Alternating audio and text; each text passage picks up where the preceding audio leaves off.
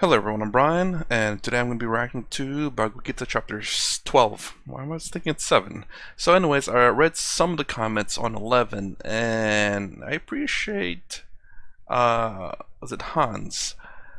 I believe that's the proper way to say it. The interpretation there is the fact that I can't remember the name, but the one that is able to see through Arjuna's eyes, perhaps Arjuna was being descriptive. I was thinking about could someone do that? I guess everyone has a little bit of a different way of expressing their fear.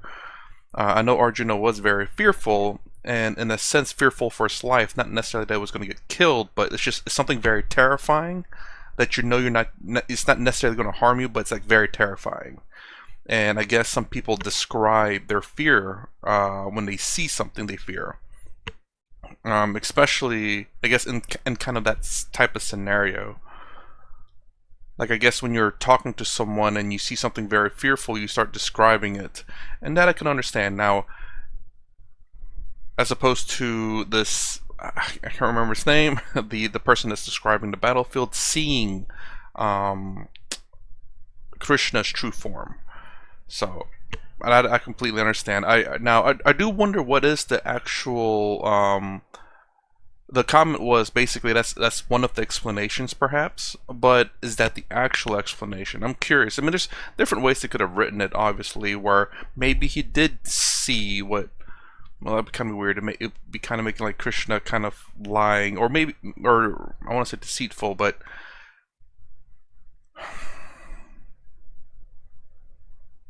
Or perhaps maybe he allowed that person to see through Arjuna's eyes, but not quite the true form of Krishna.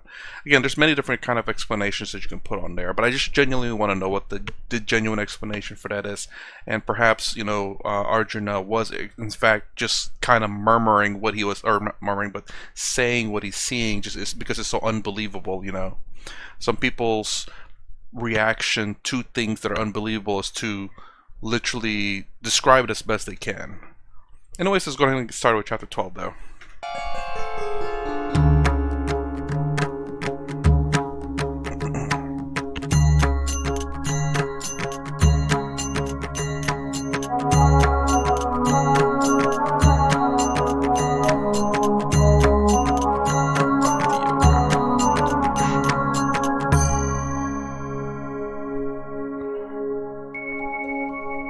At the beginning of chapter 12, Arjuna asks whether it's better to worship Sri Krishna himself as one's personally chosen form of God, Ishta Devata, or if it's better to worship supreme, transcendent, formless God instead.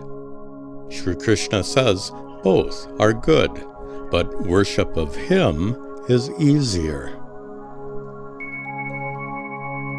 Evam satata ye bhaktastvām pariyupāsate ye chāpyaksharam avyaktam teshām ke yoga vittamaha.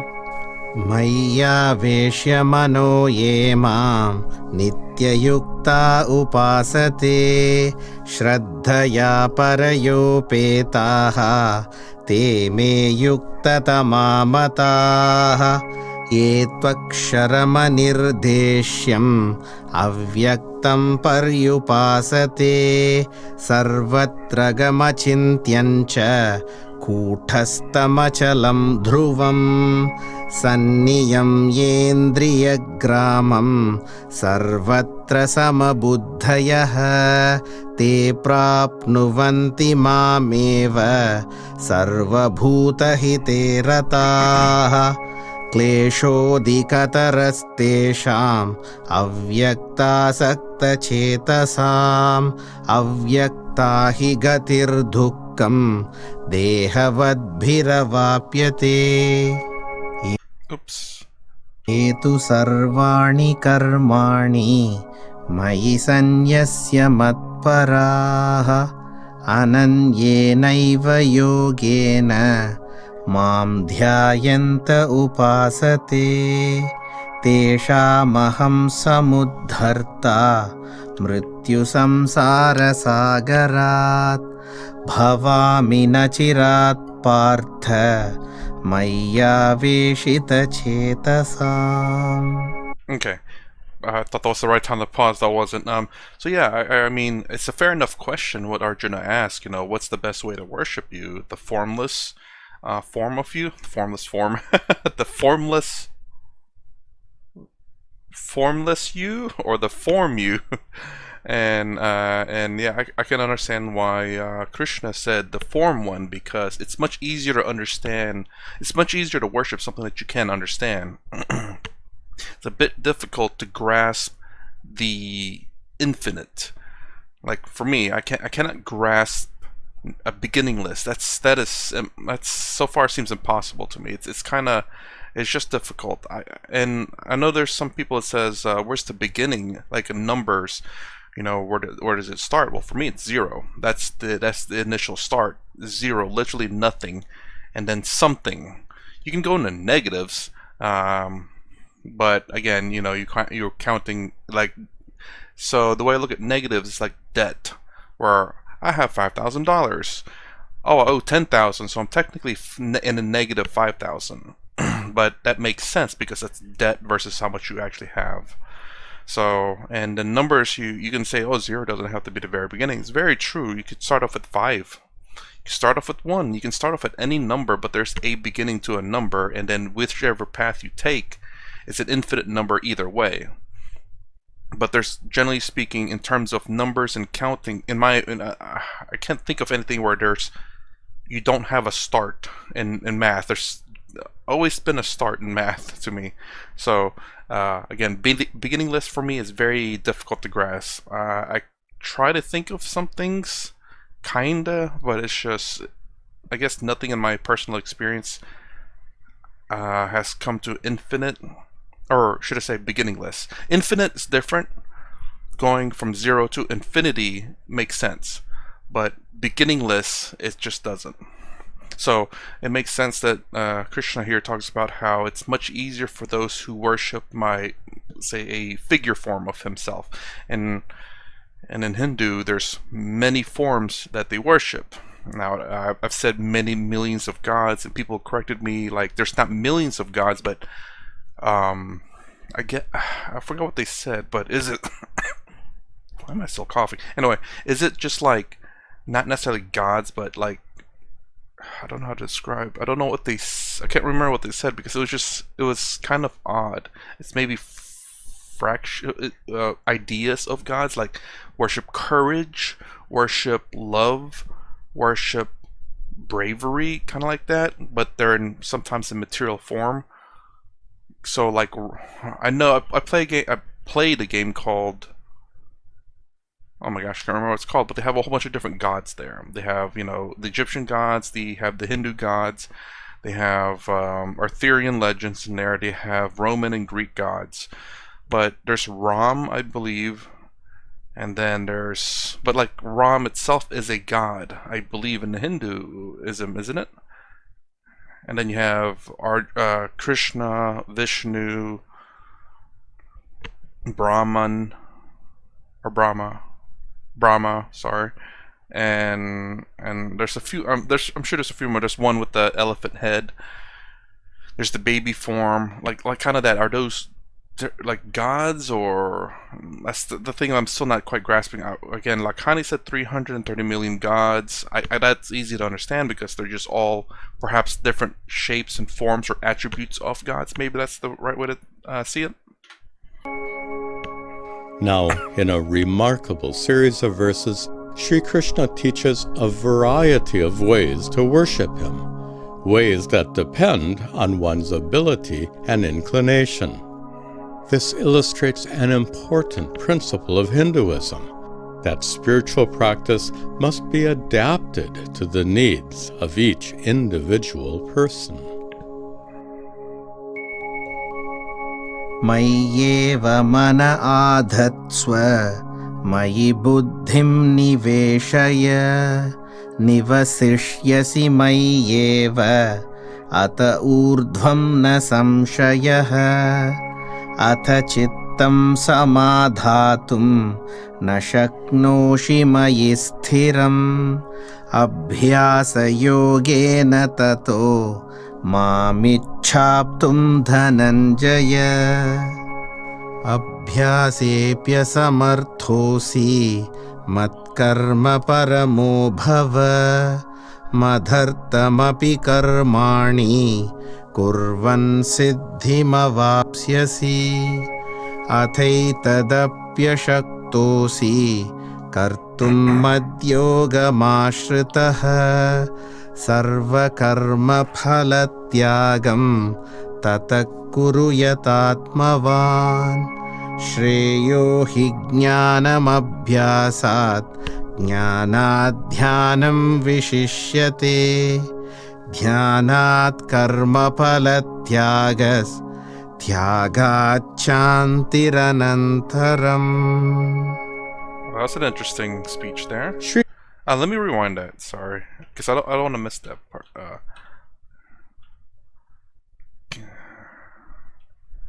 Give up your fruits, resort to my. By acting for my sake, you'll reach perfection. If that. कुर्वन् सिद्धिमवाप्स्यसि अथैतद. If that is well you cannot do, then resort to my teachings. Give up the fruits of your deeds and act with self-restraint. Wisdom is better than practice. Jnana better than karma. Meditation is better than wisdom. Raja better than jnana. Because practice tends to be action-oriented. It could be also practice could mean a lot of things, like practicing your meditation, practicing your devotion, but I would assume practice meaning karma, your actions. It's better to know who you're not than to practice your actions. It's better to meditate than to know what you're not. Giving up the fruits is better than meditation by giving up everything, which is none of the yogas at that one. Giving up the works of fruit is better than meditation. Meditation is Raja, in my opinion. Bhakti might have been the first one he said. Yeah. But giving them up, peace comes immediately. By giving up the works, fruits is better than meditation. Maybe this is Bhakti right here. By purely devoting everything, your actions, your just everything to Krishna is better than meditation, better than karma, jnana, and Raja Yoga. And I've said before that Bhakti Yoga is the easiest. It's very much, I mean, you look at any religion perhaps, because that's just devotion to a god. And just do things for the god. And good faith, of course. So, and interesting enough, so Bhakti is saying giving up the works fruits. I mean, basically not expecting any kind of reward out of your action.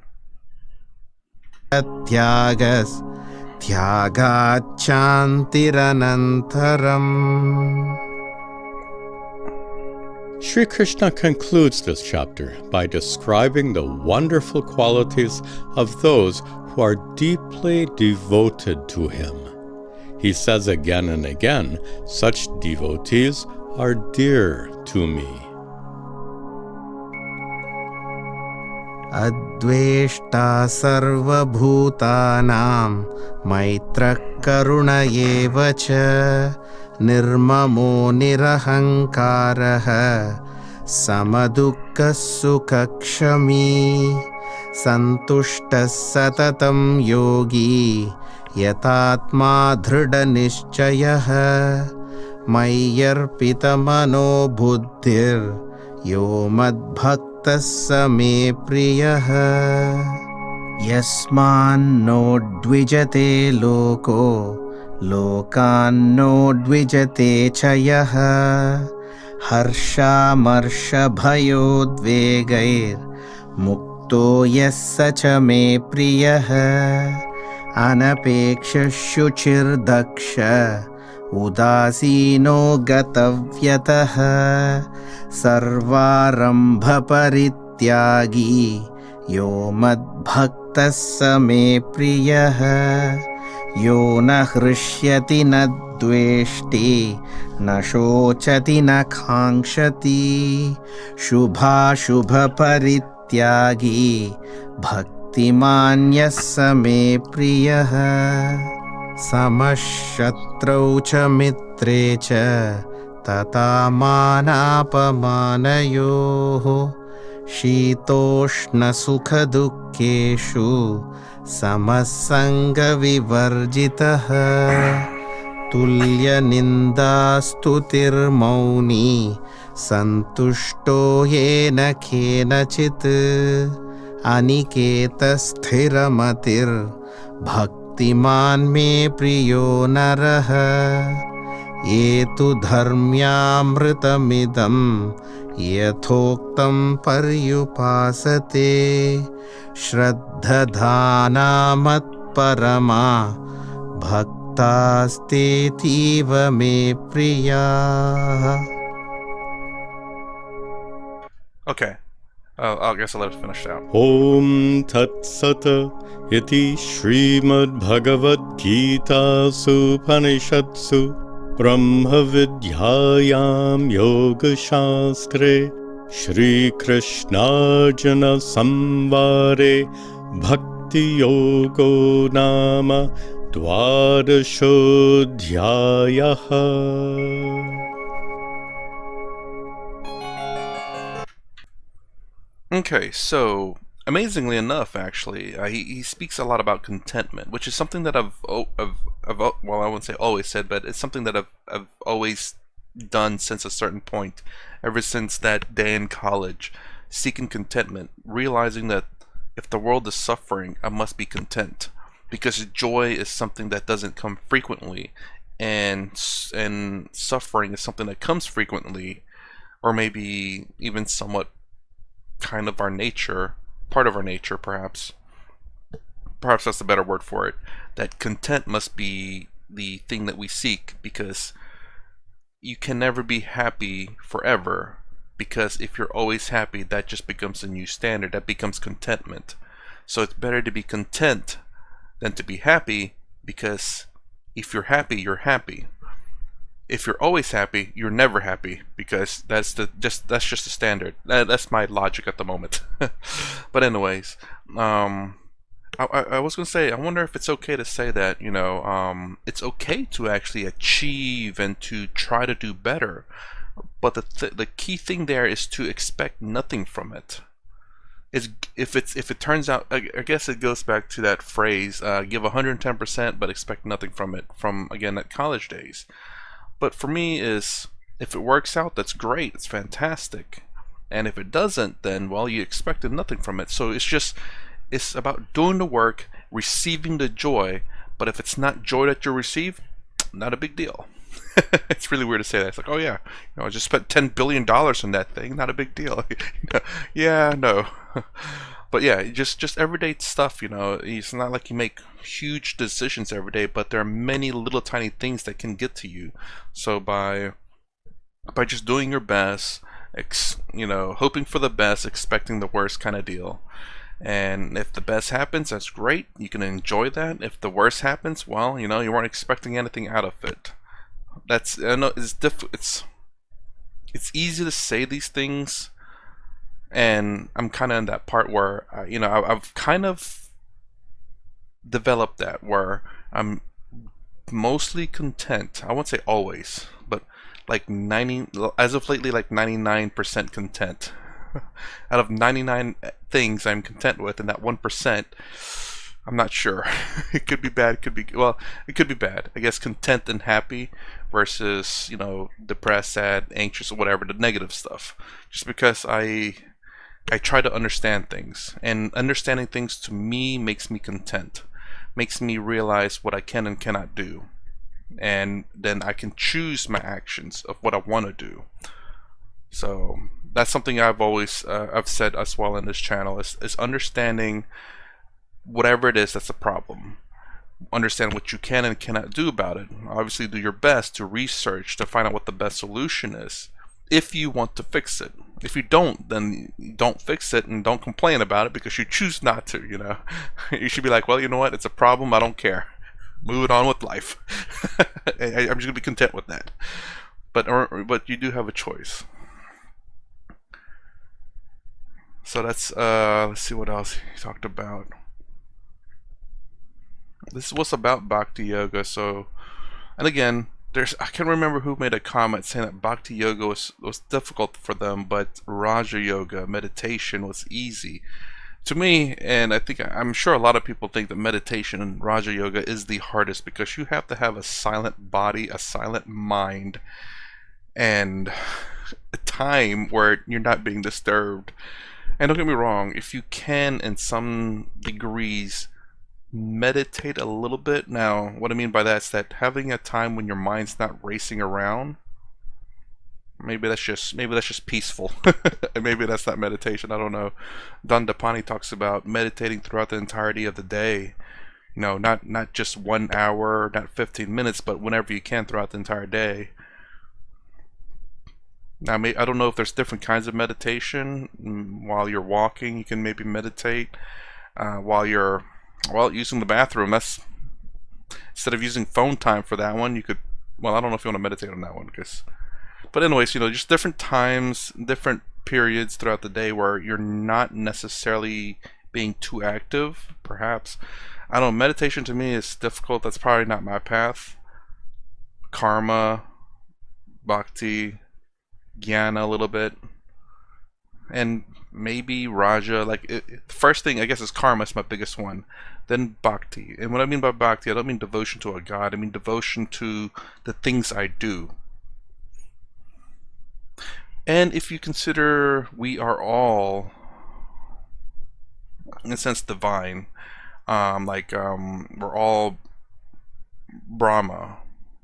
Yes, Brahma. Then devotion to myself and the activities to myself. So in a sense, I am devoting. If you believe that you yourself is a divine being, because we're all part of Brahma. Is it Brahma or Brahman? I can't believe I'm getting those two confused. But the bigger one, not just the individual god per universe. Brahma. I believe it's Brahman is the bigger one. Anyways, if you believe we're all the divine being, we're all one. It's just that we only seem to only grasp this little tiny speckle of it. Then devoting your actions to yourself to make sure that you kind of, I want to say you do bad things to other people, but to ensure that you are successful, and then to share the wealth of your success. I think that could be a good thing of a devotion. Devoting your actions, devoting your time, your just everything, really. I mean, devotion and karma kind of go hand in hand. But yeah, devoting your time to yourself, to better yourself, that way you can help other people. I'm not saying you have to, but but yeah, it's best to ensure that you don't, well, that's really weird, it's going into a bit of a different topic, but if you devote it to yourself to make sure you become the best you, then you're a benefit to the world in a lot of sense, because you're not a lot of the other negative stuff, you could say. Just put it that way. But yeah, I mean, and then if you're kind and generous enough, you could also, hopefully, with whatever success you have created because of your devotion to yourself, that you share that. Now, up to every individual. So that's the way I like to look at devotion, Bhakti Yoga, even though I don't think you can. I think you could maybe see it that way. I don't know. I don't want to sit there and lie and say, yes, that's Bhakti Yoga. I don't know. I think Bhakti Yoga is meant for like a duality. And really weird that Advaita Vedanta teaches that, but I like the more along the lines of Bhakti Yoga as in devotion to humanity, devotion to yourself, devotion to good things, even devotion to finishing a small project, like building a birdhouse. I mean, just little devotions of devoting your time and effort into something good. Actually, that's a good way to put it. Anyways, that's my reaction to Bhagavad Gita, Chapter 12. If you like my content, please consider subscribing. Thumbs up, thumbs down below. Thanks for watching. I'll see you in the next vid.